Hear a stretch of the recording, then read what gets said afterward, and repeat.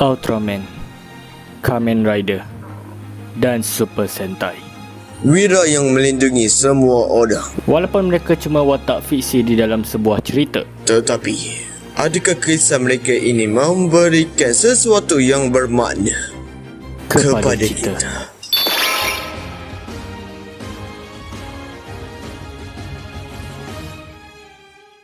Assalamualaikum guys, dan kembali di dalam channel Xavier Tisatsu. Jangan lupa like, komen dan juga subscribe seperti biasa. Di dalam video ini kami kenapa pula kami? Jadi ni kat sini adalah macam kita akan membuat lagi pendapat santai bersama dengan Toku Penguin ya guys. Ucapkan hai Toku Penguin. Hello, hai, apa khabar? Sebenarnya Toku Penguin sudah membuat pembahasan dia sendiri ya guys. Jadinya korang boleh pergi kat channel dia sahaja. Dan kalau korang nak pergi channel dia, iaitu Toku Penguin, korang boleh tekan sahaja link di description ya guys. Dan seperti biasa, subscribe ya guys. Jangan tak subscribe. Okey, kali ini kami akan membahas episod 15 Ultraman Deca. Dan seperti biasa akan memberikan pendapat santai juga, adakah episod ini bagus ke tak Dan di dalam video ini aku akan memberikan poin yang penting jugalah apa sahaja dalam series Ultraman Deca ini guys. Okey, yang pertama yang aku nak tanya pada Toku Penguin, pendapat kau tentang episod 15 Ultraman Deca macam mana? Biasa-biasa je. Biasa-biasa je. Biasa-biasa dia tu macam mana? Dari segi cerita tu memang biasa. Cuma dari segi penjelasan itu yang luar biasa.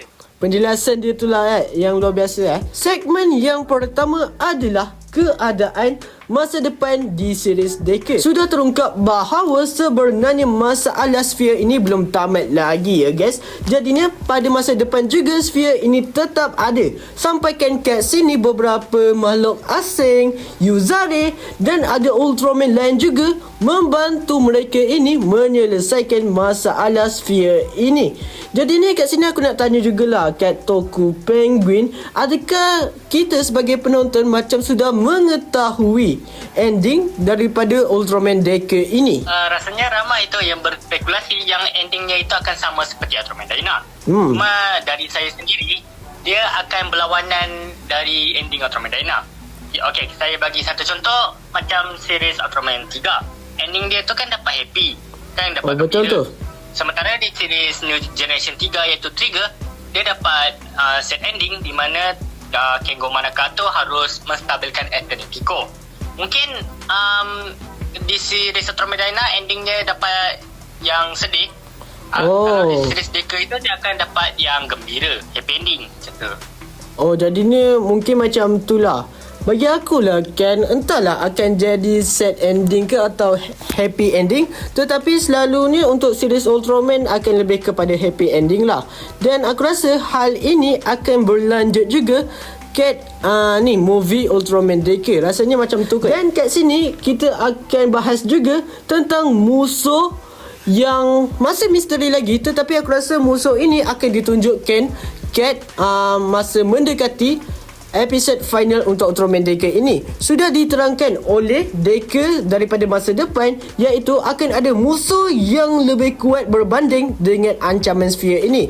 Jadi ni kat sini aku nak tanyalah kat Toku Penguin, adakah musuh ini tetap sphere, tetapi sphere ini sebenarnya macam kat series Ultraman Dyna itu. Masa akhir daripada Ultraman Dyna tu kan kena lawan macam musuh sphere yang besar tu lah kan. Adakah sphere itu ataupun akan ada musuh yang lain?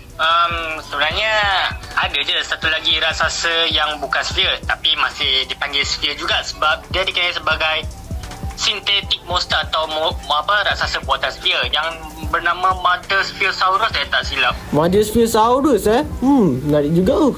Lebihnya itu ya banyak yang menyinggung Grand Sphere lah. Grand Sphere yang paling besar. Jadi dia macam ni lah, macam versi daripada Dyna juga. Betul. Okey.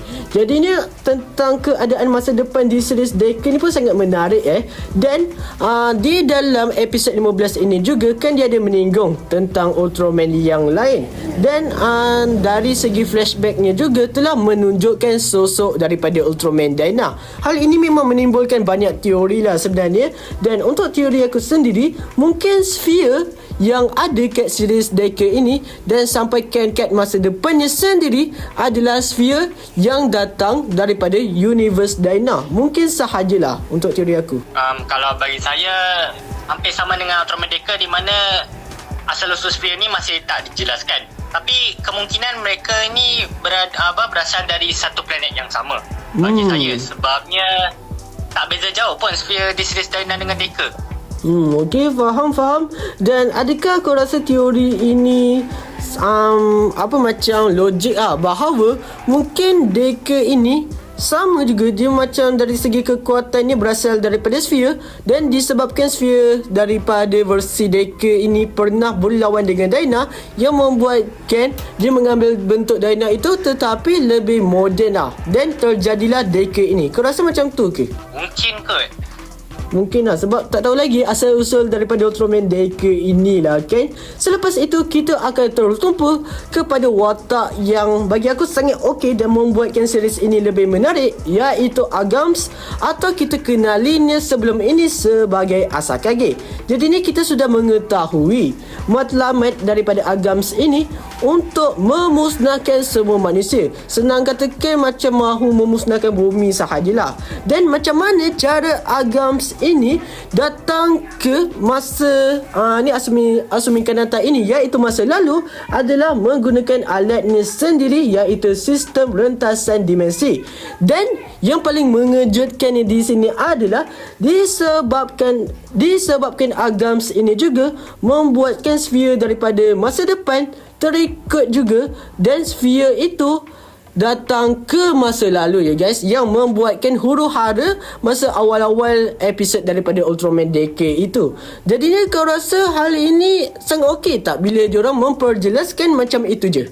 Macam mana kalau kita fikirkan balik tu, dia bukan macam apa, sphere ni bukan raksasa yang diarahkan oleh Asakage, melainkan raksasa yang dia punya orang panggil ras atau kasta lah, lebih senang, paling tinggi.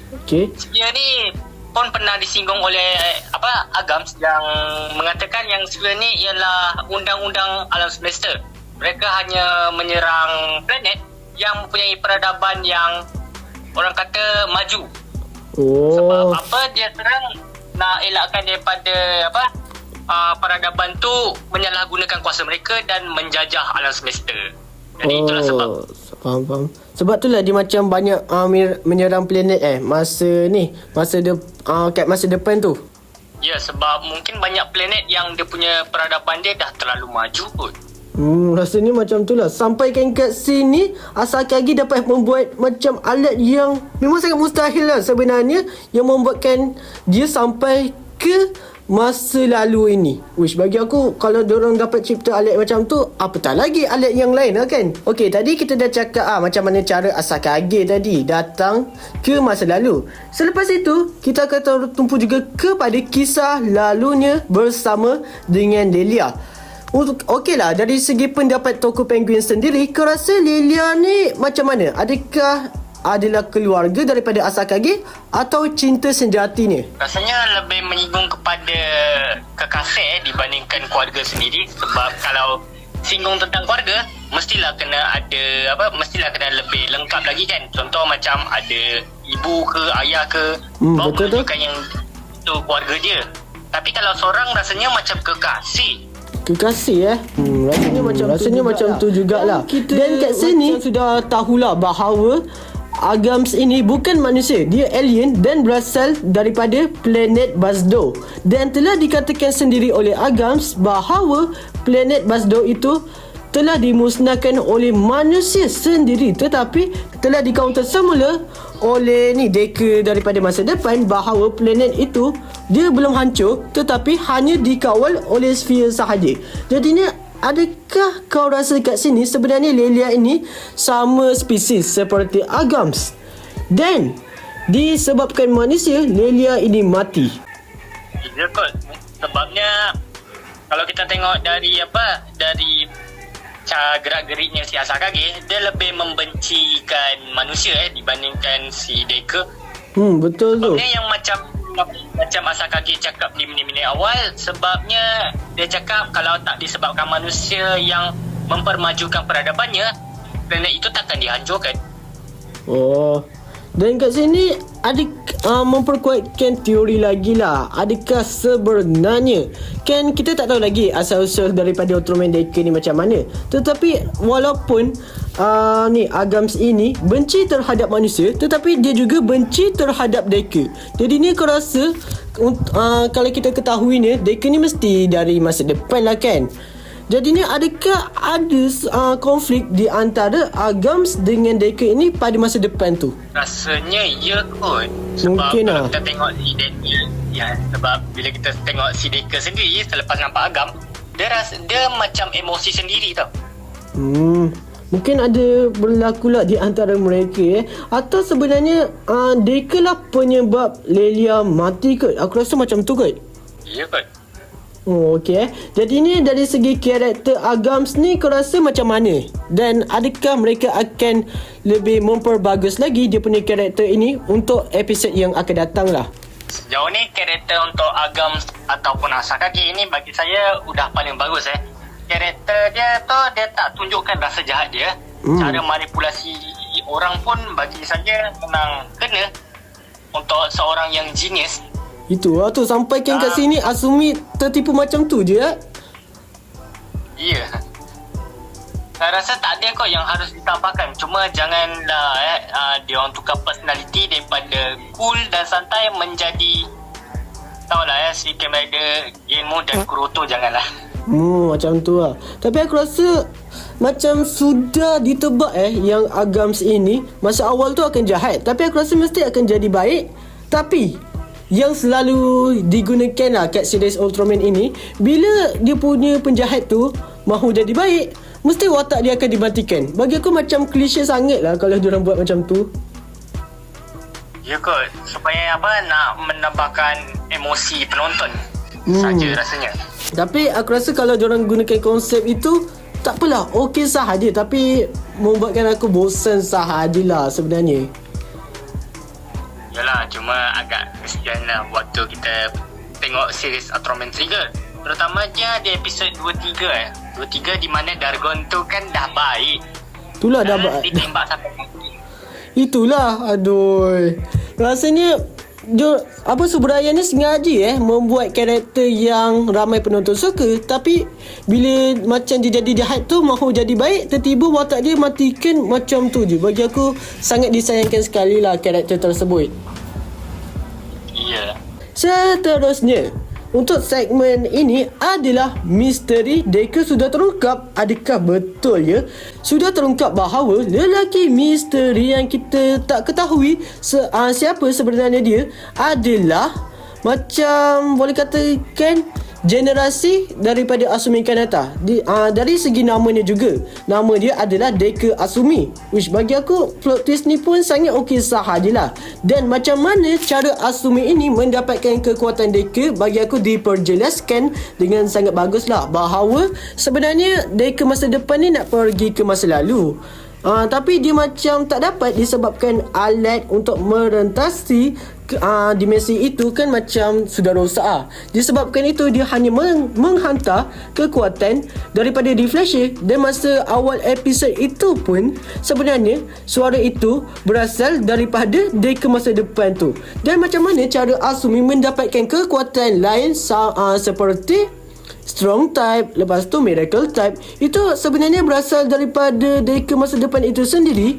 Jadi ni aku nak tanyalah kat Toko Penguin, kau rasa hal ini bila diperjelaskan sangat okey tak? Dan yang kedua, adakah sebenarnya Deku ini diciptakan oleh manusia? Ya, sama seperti Sphere, kita masih tak tahu lagi latar belakang dan asal-usul Ultraman Deku ni dari siapa. Tapi betul kalau kita berspekulasi atau berteori, saya kan apa tahu kan 71 kan ada cakap di masa depan itu ada Ultraman yang membantu mengalahkan Spear di universe itu. Dan Ultraman itu adalah Ultraman Dyna. Okay. Apakah Decker itu adalah hasil kekuatan dari Ultraman Dyna? Oh, aku rasa macam tu juga tau. Cuma kan kita pun kan boleh dapat tahu kalau Ultraman itu memberikan kekuatan dia, kan akan tercipta Ultraman yang sebiji dengan kekuatan yang diberi padanya. Betul kenapa jadi beza? Itu mungkin disebabkan kesan sampingan Dyna itu pindah universe yang membuatkan dia jauh berbeza. Oh, dia punya teori ni macam ni Ultra 7 seingat aku ada ni series Ultron 7X tu lah kan. Bila Ultron 7 pergi ke universe yang lain, bentuknya secara tiba-tiba berubah. Bagi aku teori ni sangat logik dan menarik tau.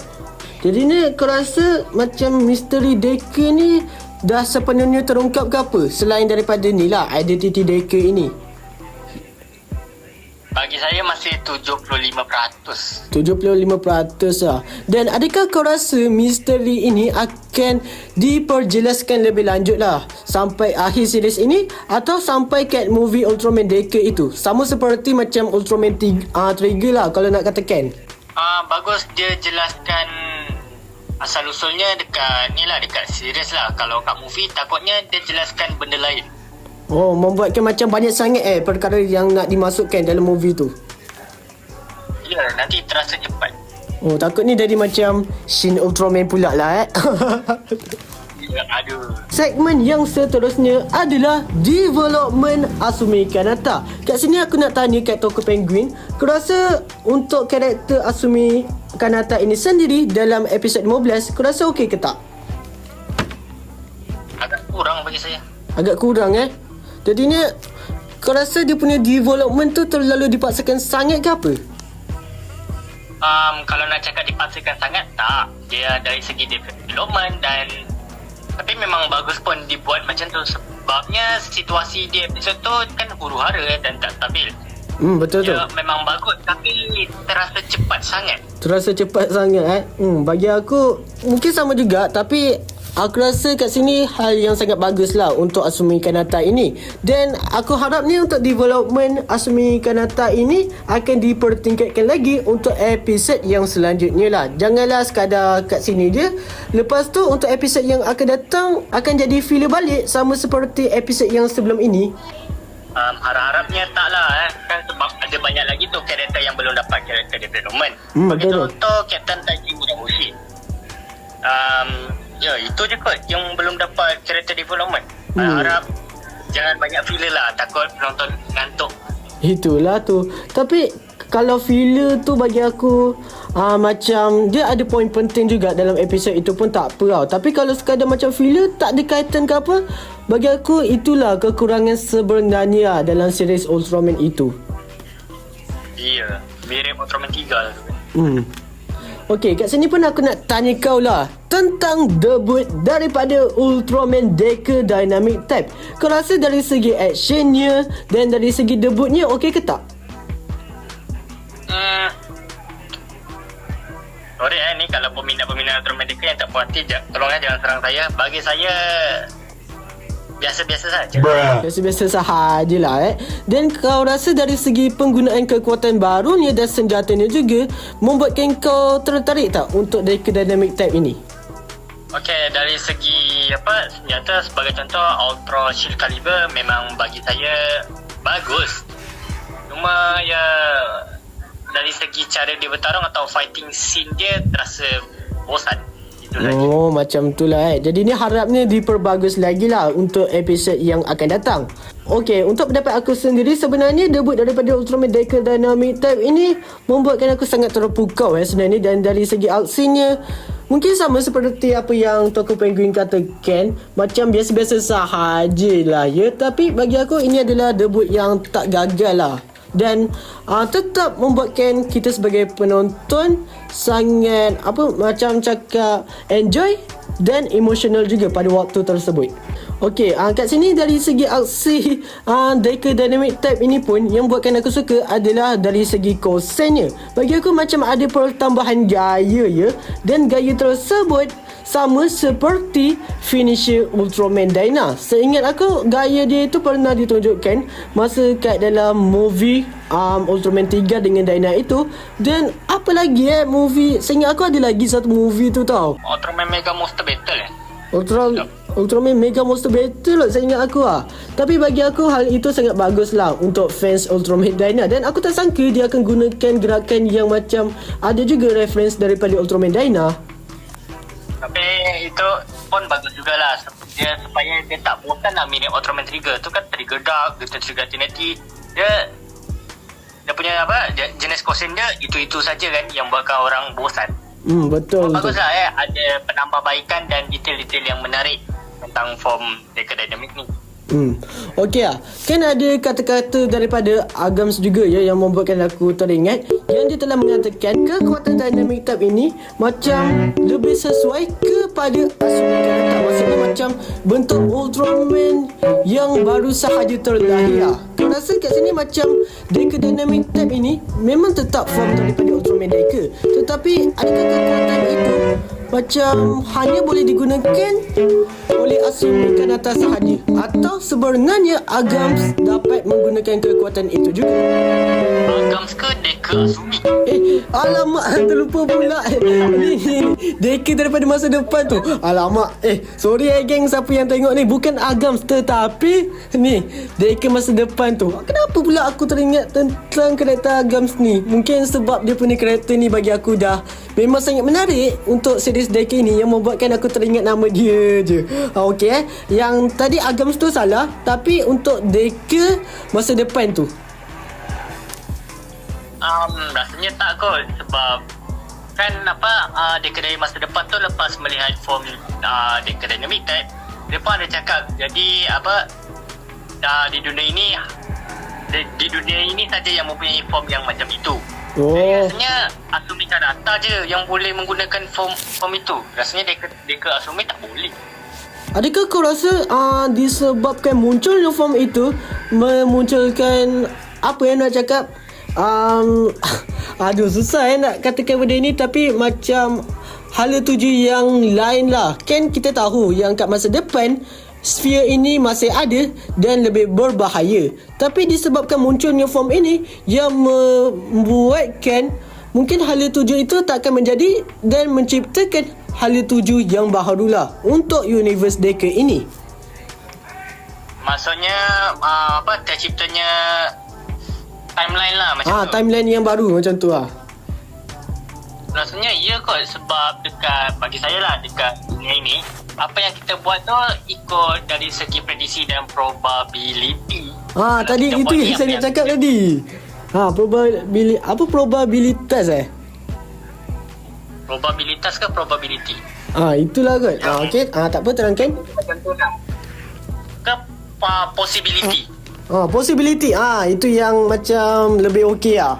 Ataupun dalam bahasa Melayu dia lebih dikenali sebagai kemungkinan lah. Kemungkinan. Okey. Jadi kemungkinan tu kan ada banyak tu.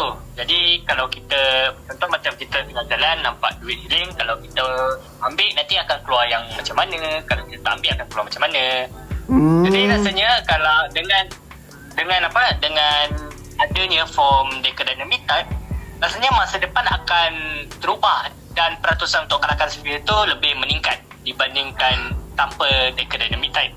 Okey, faham macam tu. Aku akan katakan jugalah, sebenarnya walaupun episod ini sangat bagus, tapi mesti akan ada kekurangan juga ya. Bagi aku kekurangannya di sini adalah dari segi development karakter untuk pasukan daripada God Select yang terbaru ini. Bagi aku macam kurang dan boleh katakan dalam episod ini tak terlalu difokuskan sangat watak mereka ini. Iya, bahkan tak ada siapa tu yang kisahkan tentang Asumi Kanata. Dan tak ada siapa yang berteori dan berfikir di mana Asumi Kanata. Tu mungkin detail yang macam diorang pun tak terfikir juga nak letakkan untuk episod kali ini.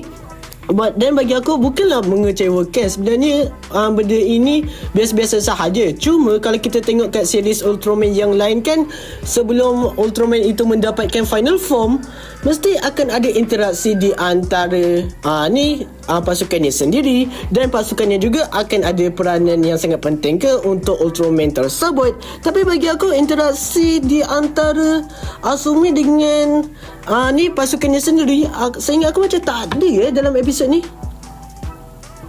Sebenarnya ada je dekat outro, ending song. Ada yang diorang berjumpa balik. Tapi kenapa tak dimasukkan ke dalam ni episod? Pelik lah. tu mungkin macam ni kan, scene yang telah dipotong tapi kalau ikut Ken, aku rasa scene tu macam biasa-biasa sahaja tau. Aku harapkan macam ni lah. Walaupun scene itu ramai tengok macam biasa-biasa sahaja, tetapi mereka membuatkan scene itu, membuatkan kita sebagai penonton sebab hati, membuatkan kita emosional jugalah terhadap interaksi di antara karakter ini dengan ahli pasukannya sendiri, yang mungkin membuatkannya lebih bersemangat lah untuk menjadi lebih kuat. Dan pada masa itu jugalah dia dapat menggunakan final formnya. Bagi aku, kalau diorang membuatkan scene itu, membuatkan episod ini lebih terkesan sangat bagus lah.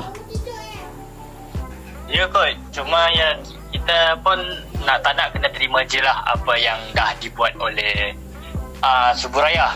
Betul tu. Dah tak boleh nak komplain sangat. Okey.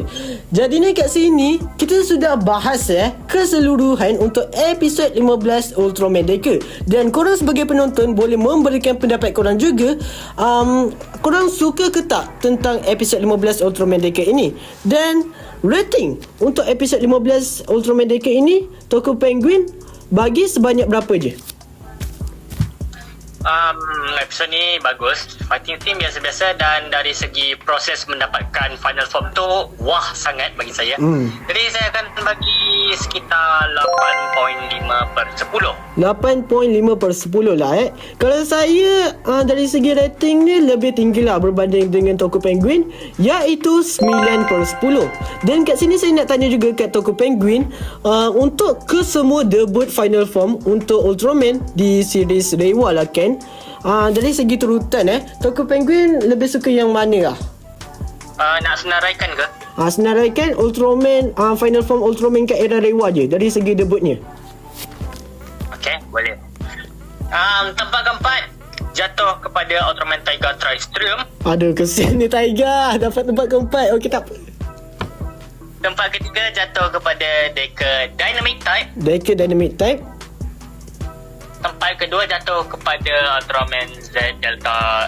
Tempat kedua jatuh kepada Glitter Trigger Trinity. Glitter Dan Trigger tempat Trinity pertama jatuh kepada anak emas Suburaya, iaitu Ultraman Z Delta Rise Club.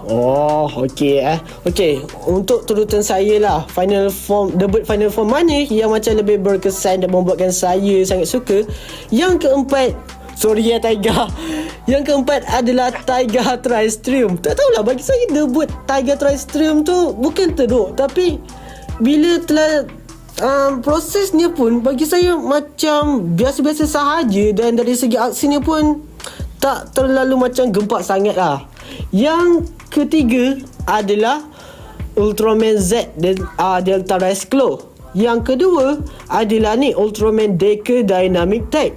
Yang pertama iaitu adalah New Generation Ultraman 3 adalah Glitter Trigger Eternity. Okey, yang ini dari segi macam turutan kami guys, berkaitan final form mana yang debutnya paling kami suka lah. Dan korang boleh sahaja nyatakan kat dalam komen lah Rasanya itu sahajalah pembahasan kami tentang episod 15 Ultraman Deca. Dan kalau korang mahu melihat pembahasan daripada Toko Penguin sendiri tentang episod 15 Ultraman Deca, korang boleh sahaja pergi ke channel dia guys.